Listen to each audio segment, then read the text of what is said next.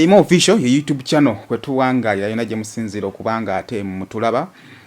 Tubebaza okubanga ate mutugoberera yona gye musinzira okubanga ate mutulaba kakati. Subscribing ayokubanga gwe mulundi gwo gusookedde ddala okubiranga ate otugoberera ku channel eno. Atoberenga ate ofuna amawulire gonna agabeera mu Uganda. Pozi ne kubana Uganda bannaffe nga toli mu Uganda naye nga amawulire gali worth okubiranga tusharinga osobanga ate otwegatako kale. Juweze emyaka ebiri mirambira bukyanga Moses Radio Sekibogo Nakintije ava mu bulamu obwensi eno. Radio yafanga lumu oluvannyuma lw'okukubwa bouncer mu bbala erimu mu bitundu eby'Entebbe era kati efuuse enkola omulundi ogwokubiri ogw'omuddiringanwa bannayuganda bakuŋŋaanira mu maka ga mama wa radio agasangibwa e Kagga mu district ye Wakiso mu bitundu eby'Nakawuka. Bakuŋŋaanirayo ne babeera nga ate bajjukira omwoyo gw'omugenzi ne bamusabirako era nga ku lunaku olw'omukaaga zalina ku mwezi nga lumu. Family y'omugenzi Moses Radio ng'eri n'abatuuze ng'eri n'emikwano gy'omugenzi ng'eri n'abantu radio yakolanga nabo abakuŋŋaanira mu bitundu ebyekagga okusobola nga tebasabira omugenzi. Family yonna ng'ekulembeddwamu maama Kasubo Jenny oyo mukyala gwoyinza okubanga atola mu bifaananyi byayambadde eggomesi emyufu nga bakulembeddwa mu muganda bamanyiddwa nga Frank ojja kubanga omulaba mu bifaananyi byaffe naye mwali nga balina muto waabwe omuwala oyo gw'ojja okubanga olaba mu kiteeteeyi ekyeyero mpozi ne father bakuŋŋaana batandika okubeera nga ate basabira omugenzi. Radio bucyangaziikibwa ebintu binnyo bigenda mu maaso bibadde bigenda mu maaso era nga ate bikyuka era nga boyinza okubanga olaba entaana ya radio yakolebwako bulungi nnyo era nga yateereddwako tiles eza glasses era nga ku tiles eza glasses ezo entaana yakolebwa bulungi nnyo. Kiyinza okubanga otojjukira nti nno mwana mulenzi Brian White yateekayo ssente ne bazimba entaana ya Moses Radio era radio entaana ye eri mu kayumba nga boyinza okubanga olaba entaana eno yateereddwako ekifaananyi kya radio n'ennyimba zonna radio zeyayimba zateereddwa ku ntaana eno. Abantu ab'enjawulo baweereddwa omukisa nga boyinza okubanga olaba Moses Sekibogo Radio yazaalibwa mu 1985 n'afa mu 2008 nga boyinza okubanga otunula entaana eyo eriko tiles ezimasamasa oba eziri transparent kakati wali ku mutwe woyinza okubanga ate olaba buli nnyimba zonna zeyayimba Kamira, Got No Love, Kuganye, Potential, Fitting, Sembera, Nakudata, Nkwagala, Zuwena, nyingi nnyo zonna ennyimba radio because bagamba radio yayimba ennyimba ze yali kawandiise ne ziyayimba ennyimba zikunukkiriza almost mutwalo because bagamba omwana mulenzi ono Moses Radio yalimbanga buli lunaku yabangako oluyimba lwayimba lunaku yabangako ekintu ekipya kyayimba so radio yali mwana muyiiya nnyo. Mama wa radio nga wokimanyi munange omutima gw'obuzadde yalabiddwako nga ate akulukusa amaziga mu kujjukira mutabani we Moses Radio Sekibogo eyafa mu ngeri ey'entiisa. Omukolo ogw'okusaba gwegattiddwako omukolo ogw'okuganzika ebimuli ku ntaana y'omugenzi era nga buli muntu ow'enjawulo okubadde father okubadde maama okwabadde ab'eŋŋanda okwabadde ab'emikwano bonna babadde baweebwa omukisa okubeera nga ate baganzika ebimuli ku ntaana ya Moses Radio Sekibogo era nga gwe omukolo ogwasookeddewo ddala okubeera nga ate gutambula era nga gukwajja nga bw'oyinza okuba nga ate weetegereza mu bifaananyi ebyo. Radio Sekibogo yaleka abaana ab'enjawulo era nga abamu ku baana ababaddewo okubeera nga ate baganzika ebimuli ku ntaana ya taata waabwe. Abaana b'Abaganda ba radio nabo babaddewo okusobola okubeera nga ate baganzika ebimuli ku ntaana. Abaana boyinza okubanga olaba mu bifaananyi abo baana bato era nga nabo baali baana ba radio era nabo balabiddwako nga bajja okubeera nga ate baganzika ebimuli ku ntaana ya taata waabwe. Moses Radio Sekibogo eyafa mu ngeri gy'oyinza okugamba nti nno teyali nnungi eyali engeri etaali nnungi yali etiisa ey'entiisa ebifaananyi ebyenjawulo byaleeteddwa ab'eŋŋanda okubeera nga ate biganzikibwa ku malaalo ga Moses Radio. Olunaku olwakulu lw'omukaaga lwali lunaku lwa njawulo nnyo nti buli muntu eyali ayagala Moses Radio yaweebwa omukisa okubeera nga ate atuusa okwagala okwo kwalina eri Moses Radio mu ngeri ey'enjawulo. Omwami gw'oyinza okuba nga ate olengera awo ali mu mpale eya white n'essaati eya green ali emabegako awo yamanyiddwa nga Frank era ng'oyo yali muto wa Moses Radio era nga wetwogera essaawa zino yagezaako okubeera nga ate atambuza ensonga ebyo naddala ebyo ebitambula mu bitundu ebyekagga ye muntu agezaako okubeera nga ate ayamba ku family n'ogikoordinatinga. Kale yoyo faaza nga bwe yagenze maaso okubeera nga ate atambuza essaala okubeera nga ate asabira Moses Radio munanga ate benkere mirembe ate n'ekitangaala kibeere nga tekimwakira. Kale okusaba bwe kwawedde abantu nga bwe nkugambye nti nno bekulumudde bangi okubeera nga ate basabira omugenzi ennyimba zoyinza za potential ability nakudata sembera nyingi Mr. DJ Nfuula Zaabu dudu gutamiza fitting nyimba zabadde nyingi nnyo ezateekebwa mu ndoomo era nga plan nene nnyo by the family Jerina era nga one of the plans family Jerina kwe kufuula entaana eyo omunyumba omuli entaana eyo muwala gola bali mu yero ye muganda wa radio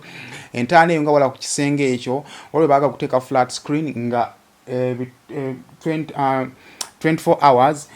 ekifo ekyo mubeerako TV nga ezannya ennyimba za Moses Radio okuteekawo ku ngoye ezimu radio zeyayimbirangako bateekeko closet ye balina plan y'okuteeka ebifaananyi bya Moses Radio mu shows performance yakolanga ez'enjawulo babeere nga babiteekawo naye nga father yamaze okuba nga ate asabira omugenzi ate abantu bambi ababadde batambudde engene empanvu okubeera nga ate bajja balaba ku Moses Radio nabo baweereddwa omukisa okubeera nga ate bajja babeere nga ate balaba ku ntaana ye nga boyinza okuba nga atobalaba buli muntu bambi nga alwana okuba nga atatuukako mu ntaana ya Moses Radio abeere nga ate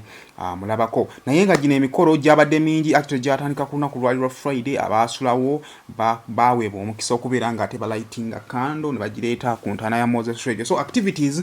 zabaddewo nnyo naddala gwe atali mu Uganda nga wasubiddwa gwe atasobodde kuba nga ate weetuukirayo ne wano ku Seymour Fish of course tukuwa omukisa okubeera nga ate weerabirako ebintu nga byabadde birabika abantu ab'enjawulo abavubuka beefaananyiza Moses Radio omuvubuka oyo osobola okuba nga ate omulaba n'abalina interviews gye nakoze oba tonnafuna time kubeera nga ogirabako kirira wansi ojja kuba nga ogiraba nakukoledde compilation y'abavubuka abageza kubeera nga ate bafaanana Moses Radio ojja kuba nga ate nayo ogiraba nagikoze ey'enjawulo. Kale nga tugenda mu maaso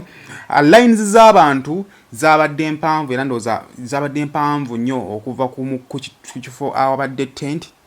nga abantu batudde okutuuka eri ku ntaana wabadde olina kuba nga osimba line nga bw'oyinza okuba nga olaba abakulu abo abali mu line nga bagenda okubeera nga ate balaba ku soja waabwe nga balaba ku hero waabwe nga balaba ku muyimbi waabwe eyo no industry bwetyo bwetambula music industry abantu babeera nga ate baselebratinga abantu ab'enjawulo naye nga bw'oyinza okuba nga ate olaba ebifaananyi bwe bityo yes abantu we basobodde okubeera nga ate bagenda okuba nga balaba ku Moses Radio. Mu bantu abalala ab'enjawulo abazze be baana ba radio nga bwe nakugambyeko radio yazaala nno omwana mu mukyala omuzungu atali omu naye omu ku bazungu be yazaalamu y'omukyala oyo goyinza okuba nga ate olaba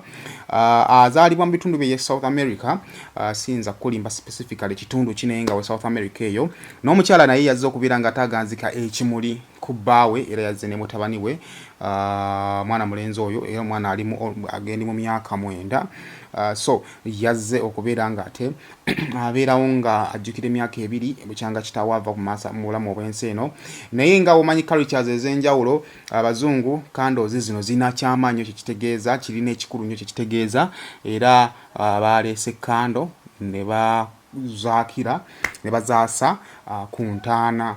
ya Moses Radio era bakumiddeko kando bwe bamaze ne basirikamuko okubeera nga ate bajjukira omwoyo gw'omugenzi. Omwami goyinza okuba nga olengera emabegako oyo nno Sezaala wa Moses Radio wanawafe mu Buganda Sezaala batakitatembeera mukona ye yasembeddewo kuba munaye culture zaawukana kaakati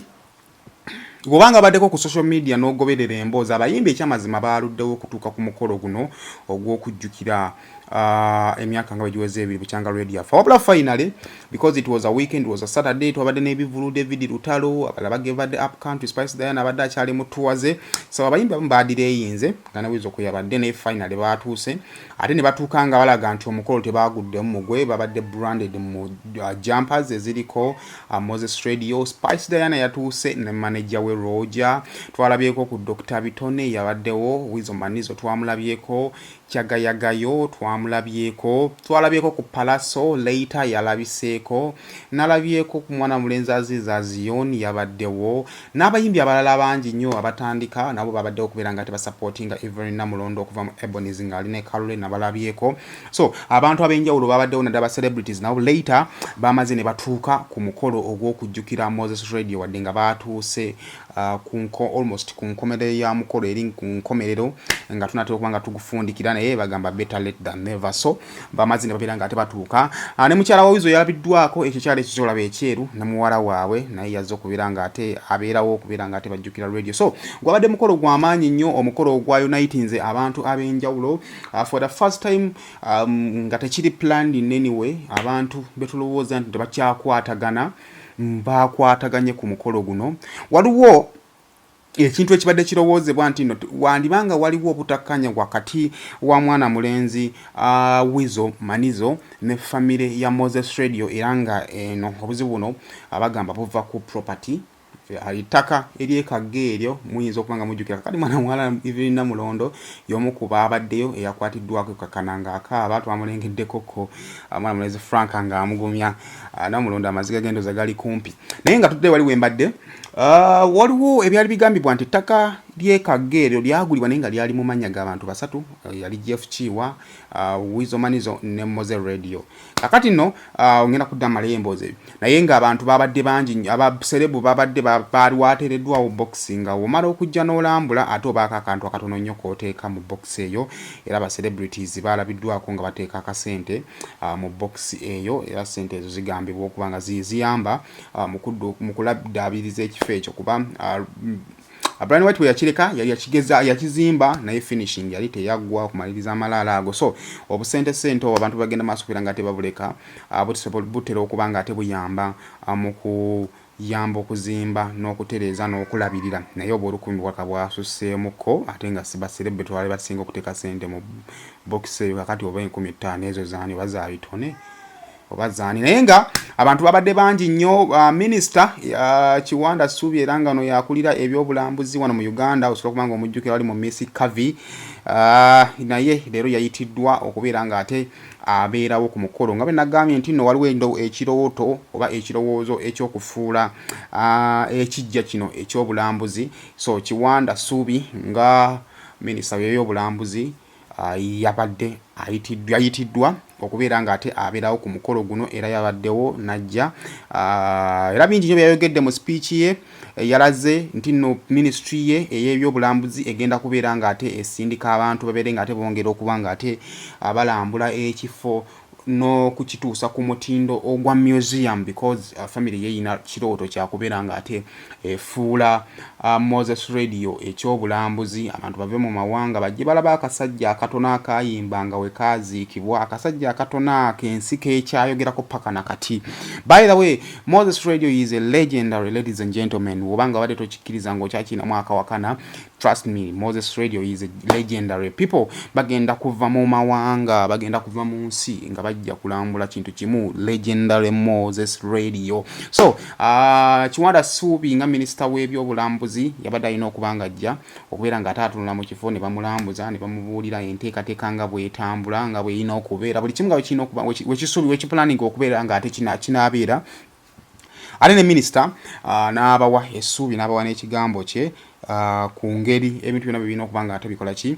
bitambula. So bw'otyo Minister Kiwanda Subi ate bwe yatuuse mu kifo. Kale awo bwe twavuddewo atwagenze maaso nga ate tweyongerayo nga oyinza okuba nga atolaba abantu babadde bangi nnyo buli kaseera naddala abavubuka bano abanyumira omuziki gwa radio Moses Radio and Wizo Radio and Wizo babadde bangi nnyo buli saa babadde bakulumulukuka. Ate n'ekirala ndowooza nga bw'okimanyi nti nawantu ababeera baserebu abantu be basasulira okulaba bwe bakimanya nti baserebu wano bakulabira bwereere kakati babadde beeyiwa bweyi buli babadde bategeera nti nno bano waliwo celeb azze nga beeyiwa naye ate bwe twazzeko mu kiddala emikolo gy'omukiddala nagyo gyabadde mingi nnyo abantu bambi bakoze ebintu ebiyinza okujjukira radio ng'ekibumbe ekyo kyasiigiddwa omwana okuva mu Kyambogo University yamukozemu ekibumbe mu buti bw'amannyo kyalabise bulungi nnyo waliwo DJ ono yali no official DJ wa Moses Radio oyo yamukozeemu CD eri original era sente ezatundiddwa mu CD ezo DJ nayo yaziwaddeyo okubeera nga ate ziyambako mu kudduukirira emirimu egiri ewakaawo oyo omukyala ndoze nambala zedda yo omukyala inambadde nambala zedda oyo omukyala wa Moses Radio yazina katabanike naye surprising news kate bitegedde nti nomunaayi tata yali celebrity kale kageza kubeera nga kekweka kamera nga kalaba amawulire gafuuse nga amawulire naye eyo mutabani wa Moses Radio yamuzaala mu bitundu ebya South America eyo era obadde batafuta ekirugaawo nga toyinza kutegeera bye boogera naye n'oluzungu alumanyi so Moses Radio was an international artist. He was an international father. He was an international everything. Mutentyo mwabade mu speech ezenjawulo ne interview ya mama wa radio naye obo yagala kubanga ojiwulirako osobola kubanga atira stilo scrolling down ku channel yange nayo gyeri mama wa radio yayogedde ku bintu bingi nnyo yayogedde ku bannamawulire naddala ffe aba social media ba bloggers abagenda masupira nga temwogera ebintu ebyenjawulo nagamba bambi ennuma mukwate mukomba mwogera biruma temwogera nnyo wadde tumanyi mulimu gwammwe ne bambi temwogera nnyo so ndoza kigenda eri ba bloggers ffe n'abalala mwebere nga mwebuuliramuko olina okukimanya nti nno nga bw'oli omuzadde oyagala kukola ssente nino oli muzadde oba omulumya kale omukolo guno gwali ne moments zotasobola kubanga weerabira moments mwabadde okujjukira ennyimba za radio ng'abantu baziyimba nina full video of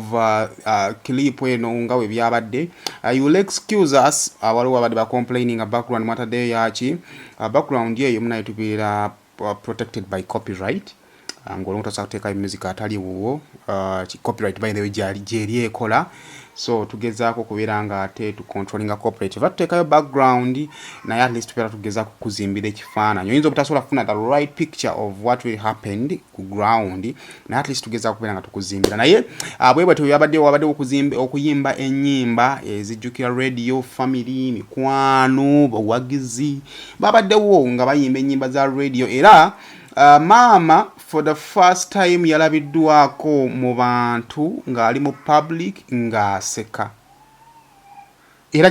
kyasanyukizza nnyo family nti Mama for the first time omanyi abantu bagamba nti toyogera ku bafo ojja kunzikiza ojja kunkaabya naye munange fola na artist oyinza okuba nga tokola ki tokyewala naye Mama yalabiddwako ng'anyumirwa mu music ng'ayimba ekyasanyudde bambi abantu ti at least Mama akyasobola okuba nga ate afuna akaseko ku matama nga waliwo okujjukira mutabani we Moses Radio Ssekibogo kale omukolo bwe gutono bwe gwatambudde abagusubiddwa zezo brief highlight nokuyitiramu breakdown mbadde entirely wanogeza kubeera nga ate enku breaking ayinza okugamba nti lwaki otera bifaananyi tubeera nga tuwuliza amaloboozi mbadde ngeza kubeera nga ate enku breaking because omukolo gwabadde almost got 5 hours katusobola kukwata 5 hours noza uploading nawe nyini alina datawo I don't think tino wadde nammwe ab'e Dubai ab'e Doha ab'e US ab'e France data mu mwina yasisuubira nti nno osobola okutuula ku computer for 5 hours ngolaba clip emusomba dengeza kwena nga tenku breaking ira asimo official Jesus channel ko wangalira yona Jose tubanga to wangalira nkugamba bugambi nti wekumire ku mukutu subscribing bato subscribing anga liking a channel twagala kubanga tutargetinga abantu emitwaro ena at the end of this month okusinzira mu history ya nkola ya channels sije cyangwa ekiri aho but I believe wetubanga tulina support ya mwekisobokera ddala tusobola kubanga tukikola so liking nga subscribing ku channel no berenga ate obeera nga otugobera each